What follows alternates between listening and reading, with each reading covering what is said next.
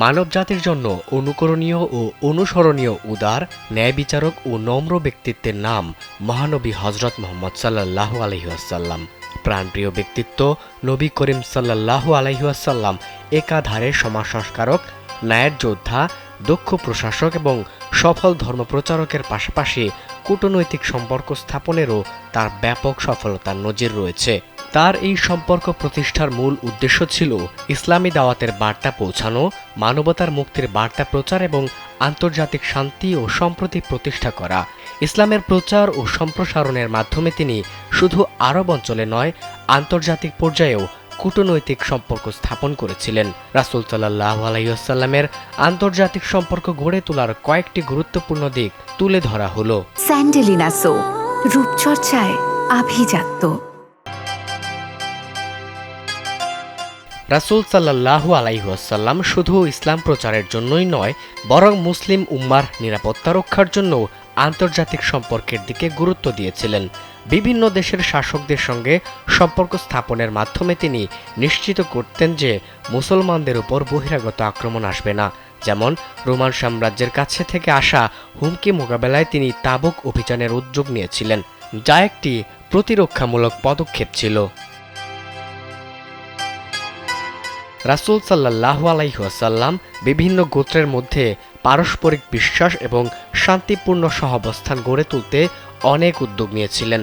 উদাহরণস্বরূপ, মদিনায় ইহুদি সম্প্রদায়ের সঙ্গে তিনি মদিনা সনদ নামক চুক্তি সম্পাদন করেন, যা মদিনা শহরে বিভিন্ন সম্প্রদায়ের মধ্যে শান্তি ও সম্প্রীতি নিশ্চিত করেছিল। এটি ছিল সমসাময়িক আন্তর্জাতিক সম্পর্ক ও সংবিধানের একটি উদাহরণ।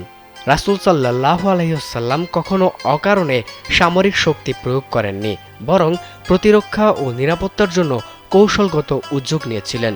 যেমন তিনি তাবুক অভিযানের সময় শক্তি প্রদর্শন করেছিলেন যেন মুসলমানদের নিরাপত্তা হুমকির সম্মুখীন না হয়। তার এই সামরিক কৌশলগত সম্পর্ক স্থাপনের উদাহরণ বর্তমান যুগেও আন্তর্জাতিক সম্পর্ক স্থাপনের ক্ষেত্রে গুরুত্বপূর্ণ ভূমিকা পালন করে। রাসূল সাল্লাল্লাহু আলাইহি ওয়াসাল্লাম বিশ্বাস করতেন যে আলোচনা ও পারস্পরিক বোঝাপড়ার মাধ্যমে অনেক সমস্যার সমাধান করা সম্ভব।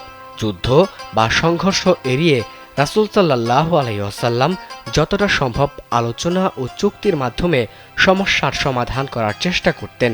এটি ছিল তার কূটনৈতিক দৃষ্টিভঙ্গির অন্যতম বৈশিষ্ট্য, যা বর্তমান আন্তর্জাতিক সম্পর্কের ক্ষেত্রে দৃষ্টান্ত হয়ে আছে। এছাড়া মহানবী বিভিন্ন গোত্র ও দেশের সঙ্গে শান্তি চুক্তি করেছিলেন, যার অন্যতম উদাহরণ হল হুদায়বিয়ার চুক্তি।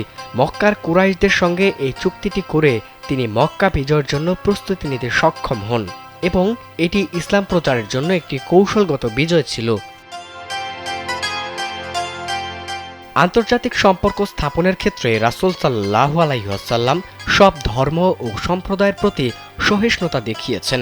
বিশেষ করে বিভিন্ন ধর্মের লোকদের সঙ্গে সংলাপ ও আলোচনায় বিশ্বাস করতেন।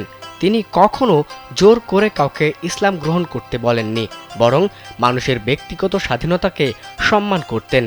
তিনি সবসময় মানুষের প্রতি সম্মান প্রদর্শন করেছেন এবং আল্লাহর পথে দাওয়াতে কাজ করেছেন।